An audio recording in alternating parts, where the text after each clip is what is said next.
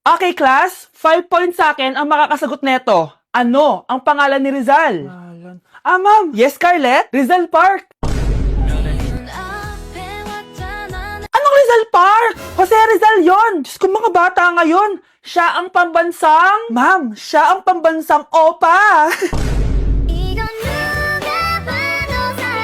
Siya ang pambansang bayani natin. Anong pinagsasabi nyo? Oh, kompletuhin nyo to. Ang kabataan, ang pag-asa ng busan. Mali! Bayan! Pinagluloko nyo ako, ha? O eto, ano ang sinulat na libro ni Jose Rizal? Ma'am, El Filibusterismo.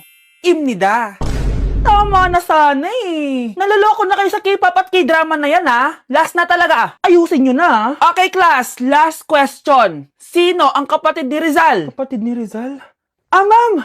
Eto, sure na ako sa sagot ko. Yes, Scarlett. Ang kapatid ni Rizal Park ay si... si Sandara Park. Okay, class! Namiss nyo ba ako? Bumalik na si ma'am! At dahil first meeting natin, hindi muna ako magli-lesson. Gusto nyo ba yon? Ma'am, pwede po kami kumain sa kantin? Sure! Oh, yung mga gustong kumain, kumain na. Gawin nyo na lahat ng gusto nyong gawin. Basta, today lang yan ha. Next week, magli-lesson na tayo. Grabe, ang bait talaga ni ma'am, no? True, be. Kaya favorite ko yan si ma'am eh. Tara na, kain na tayo. Okay, class. What is the powerhouse of the cell? Scarlett? Ano ba yun? Starts with letter M. Mitochondria? Very good! Kaya mo naman pala eh. Thank you, ma'am. O, class, mag-e-exam kayo ha. Dinalian ko na to para sa inyo. Lahat ng nasa lesson natin, nandito. Okay, get one and pass. Oo nga, ang dali lang. Makaka-perfect pa ata ako. A few moments later. Okay, time's up. Pass your papers. Wow naman, lahat kayo nakakuha ng high scores. Magaling ka kasi magturo, ma'am. Okay, class, dahil Friday ngayon, gusto ko mag-enjoy kayo sa weekends. Kaya naman, hindi ako magbibigay ng assignment. Yes, thank you, ma'am. Makakagala ako. At isa pa, class, malapit ng mga anak si teacher, oh. Magli-leave muna ako ng ilang months. Ha? Habang wala ako, si Ma'am Diana muna ang papalit sa akin. Maging mabait kayo sa kanya, ha? Hi, class. Namiss niyo ba ako? At dahil first meeting natin, may surprise quiz kayo. Nandito na naman yung pet peeve ko. Hindi! Hindi! Guys, sino kumuha na cellphone ko? Ilabas niyo na. Alinaw talaga ng bago kong phone. Hoy, Samantha! Cellphone ko yun, di ba? Akin na. For your information, binili to ng nanay ko. Tignan mo, 3 yung camera neto. Yung sa'yo 2 lang. Ew. Ay, eto pala. Sorry. Ba't wala dito yun? Lobat na ako. Guys, sino kumuha ng charger ko? Ayan, full charge na. Hoy, ba't nasa yung charger ko, ha? Anong sa'yo? May picture tong charger ko, oh. Eh, eto pala. Sorry. Hoy, B, palagi ka na lang nawawalan. Huwag ka kasi burara sa gamit mo, te. Oo nga, B. Nawawala nga yung panty ko, eh. Guys, nakita niyo ba yung panty ko? Guys, may kumuha ng kidney ko.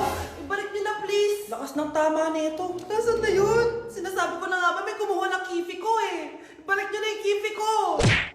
Sakit ng pakiramdam ko. Hala, ano nangyari sa akin? Nay?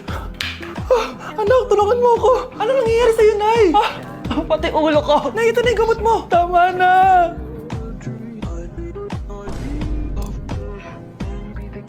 Kala ko naman na paano ka na, Nay? Kaka-tiktok mo yan eh. Aba, bakit? Ikaw lang ba pwedeng gumawa ng mga uso? Parang gusto ko rin gawin yan, Nay. Tara.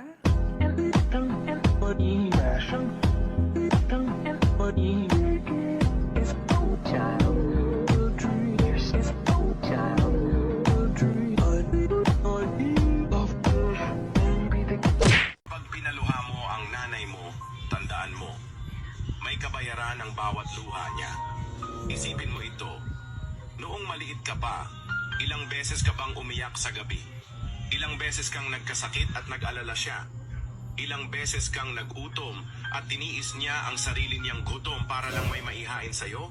Pero ngayon, sino ang lumuluha? Ganun. Pag sumagot ang bata, bastos agad? Hindi ba pwedeng nagpapaliwanag lang? Hindi ba natin kaya makinig? Lalo na kung ang bata, maayos naman ang pananalita, hindi naman mataas ang boses, hindi naman bastos pag nagpapaliwanag. Ang iba kasi sa atin, hindi naman nila lahat talagang ayaw makinig. Pag nagpapaliwanag ng bata, sure na tayo. Good morning, class! Good mood si ma'am ngayon na. Sana good mood lang siya gang mamaya. Bago tayo mag-start, mag-pray muna tayo, okay? Sino gusto mag-lead? Di ako marunong niyan, ikaw na lang. Lalo na ako, di nga ako sumisimba eh. Wala. Pag walang pumunta sa harap, lahat kayo ia-absent ko! Bes, ikaw na lang. Ma'am, ako na lang po. Madali naman pala kayo kausap eh. Okay, class. So, dito na nagtatapos sa lesson natin. Oh, may 1 oras pa pala tayo eh. Sige na, i-dismiss ko na kayo. Yes, be, tara gala tayo. Tara be, buti na lang talaga dinismiss tayo agad. Aba, excited? Uwing-uwi? Ayaw niyo siguro sa subject ko, no? Maghihintay kayo hanggang 4 p.m. dito! Walang uuwi! Grabe naman yung mood swing ni ma'am. Nakakainis. I love you too. Okay, class. Dahil good mood ako today, hindi tuloy ang quiz at lesson natin. Ay, salamat, magagawa ko na yung assignment ko sa math. Bes, pakopya naman ako niyan. Aba! Sino nagsabi sa inyo na pwede kayo gumawa ng assignment sa ibang subject, ha? Ma'am, talagang sinisira niyo mood ko, ha? Lahat kayo bagsak sa quiz! Excuse me, Ma'am Reyes? Bakit mo tinatakot ang mga anak ko? Ma'am, hindi sila matututo kung hindi ko sila tatakutin. Hindi mo kailangan takutin ng mga bata. Kausapin mo sila na maayos. Tama. Tayo ang pangalawa nilang magulang. Dapat maging safe sila sa atin. Gusto mo bang maalala ka nila sa mga pananakot mo? Facts, ma'am. Umayos ka na, ha? Kung ayaw mong isumbong kita sa principal. Deserve. Ayan, bilisan mo! Abulin mo na! Nay, alam mo, adik ka na dyan sa pinapanood mo. Eh, kasi naman anak, nakakahook tong batang Quiapo. O siya na, Nay, sa kwarto muna ako, ha? O sige na, anak, tapusin ko lang to, ha? Ala, yan yung mga kalaban! Bilisan mo! Saan yung kumakatok? Wala namang tao, ah. Lo, tapos na agad? Nakakabiti. Saan yung kumakatok? Hello? May tao ba dyan? Nay, may narinig ka bang kumakatok? Oo anak. Eh parang wala naman tao sa labas eh. Nay, minumulto na ata tayo. Sino yun? Anong gagawin natin anak? Lalabas ako anak.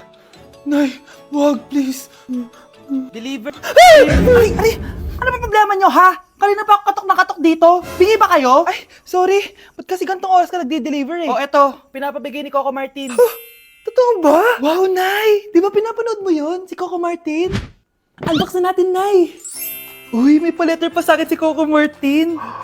Siya pala may-ari nito, anak. Wow, ang dami nilang pinadala, Nay. Tamang-tama, anak. Madami tayong hugasin ngayon. Binyagan mo na to. Kaya kayo, abangan nyo na to dahil available na to sa TikTok Shop starting at 11:11. I-follow nyo lang ang @bida ng TikTok. O anak, bilisan mo dyan ha. Gamitin na natin to. Wow, ang bula! Tapos ang bango pa! Tapos ang mura pa! Kaya bida talaga sa bulsa! Grabe ang linis! Araw-araw ko nang gagamitin to! Nandito na ako, mahal! Mahal, ikaw ba yan? Akala ko ba bukas ka pa uuwi? Siyempre, gusto kita i-surprise, mahal. Ito naman, puro ka surprise. Wait. Si tatay ba yun? Tara ate, silipin natin. Ang dami na nagbago sa bahay natin, mahal. Si tatay nga! Yay! Nandito na si tatay! Mga anak, namiss ko kayo! Namiss ka din namin, tay. Huwag ka nang babalik sa abroad, ah. Hindi ko na kayo iiwan, mga anak. Yes! Di na babalik si tatay sa abroad! Oh, eto. May regalo pala ako sa'yo, Scarlett. Wow! Ano kaya laman neto? Eto naman, gumastos ka pa. Hayaan mo na, mahal. Ngayon lang ako nakabawi sa mga anak ko. Meron din ba ako regalo, tay? Siyempre naman. Ikaw pa ba makakalimutan ko, Brianna? Oh, ito. Yay! May regalo din ako! Oh, matulog na kayo, ah. Kami naman ang tatay mo yung magbabanding. Sige po, Nay. Matutulog na kami. Bubuksan ko na to. Tara na, mahal. May pasalubong din ako sa'yo sa kwarto. Tara na, mahal. A few moments later. Anong oras na? Bakit tumatawag si tatay? Hello, tay? Scarlett, umalis na kayo sa bahay na yan. Isama mo kapatid mo pati nanay mo. Bakit po? Nasaan kayo? Yung lalaking umuwi dyan kagabi, hindi ako yun anak. Umalis na kayo dyan ngayon na. Nay! Nakikiramay po ako sa pagkawala ng asawa niyo. Masakit para sa amin ang pagkawala niya. Kailan pala namin makukuha yung mga ipapamana niya sa amin? Ipaprocess pa po namin yun, ma'am. I-update na lang po namin kayo. Sige po, attorney. Sakit ng pagkawala niya. Nay, tignan mo, may medal ako. Ano namang paki ko dyan? Di ka ba proud sa akin? Hindi. At wala akong paki sa'yo. Iniwan ka na ng tatay mo, di ba? Kaya pwede ka nang umalis dito. Bakit ka ba ganyan sa akin, Nay? Huwag mo nga ako matawag-tawag na nanay dyan. Kadiri! Hindi kita anak. Ang nanay mo, wala na. Malandi kasi. Nay, gutom na ako. Ay, gutom na baby ko. Wait lang, mag-order ako ng steak for you, ha? Yay! Steak, my favorite! Ampun lang pala ako. Nasaan na yung totoo ko, nanay?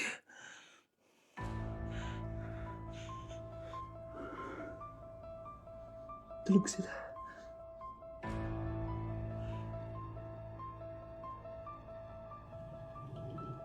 Nasaan na yun? Ito ba si nanay? Sino ba ito tumatawag na to? Muntik na yun. Attorney? Hello ma'am, may update na po sa ipapamana ng namatay niyo pong asawa. Ah, sige, sige. Punta ka dito sa bahay.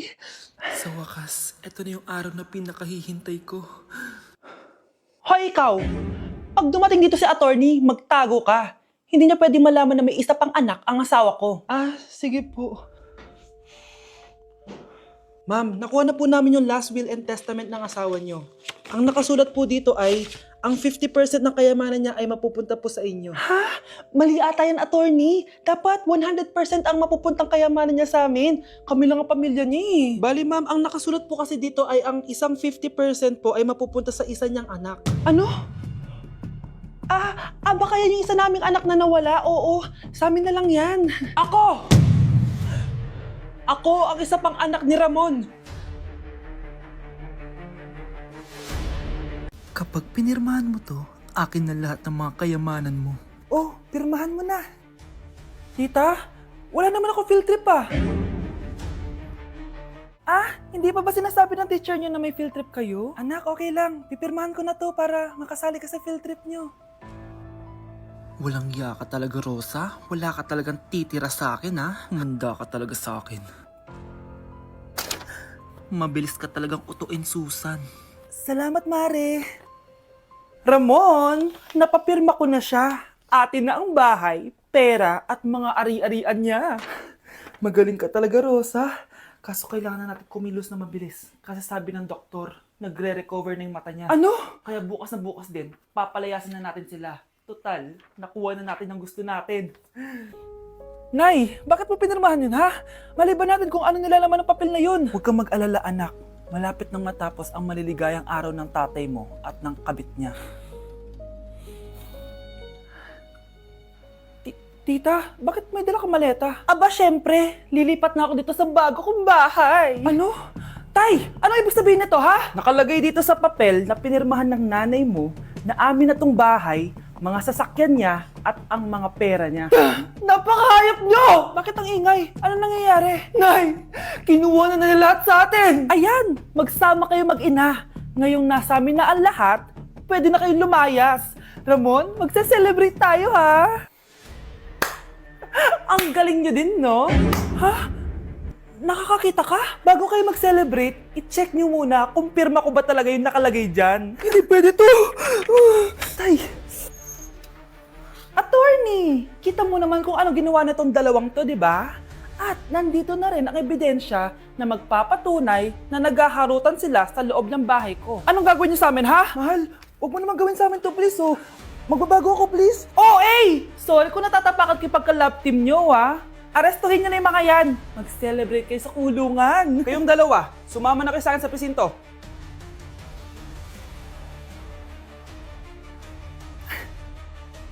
Nay, bagsak po ako. Sige anak, bawi ka na lang next time. Hindi ka galit, Nay? Nakita mo yung reaction ko, di ba? Hindi ako nagalit. Hindi ako nagwala. Hindi ako nanira ng gamit. Very demure. Very mindful sa mararamdaman mo. Sige, Nay. Nay, gagala lang kami ng mga friends ko, ah. Sige anak, ingat ka Pinapayagan mo akong umalis, Nay? Di kita binawalan, di ba? Very demure. Very mindful. Very pinagkakatiwalaan kita at wag mong sirain ang tiwala ko sa'yo. Kaya umuwi ka na maaga, ha? Sige, Nay. Alis na ako. Anak! Anak, kain na! Sino yun, anak? Nay, boyfriend ko po. Pogi niya, no? Very cutesy. Tsaka kung akala mo mabubuntis ako agad, hindi, no? I'm very demure, very mindful, at very responsible kasi magtatapos pa ako ng pag-aaral ko. Oo nga, very demure ka dyan. Kain na.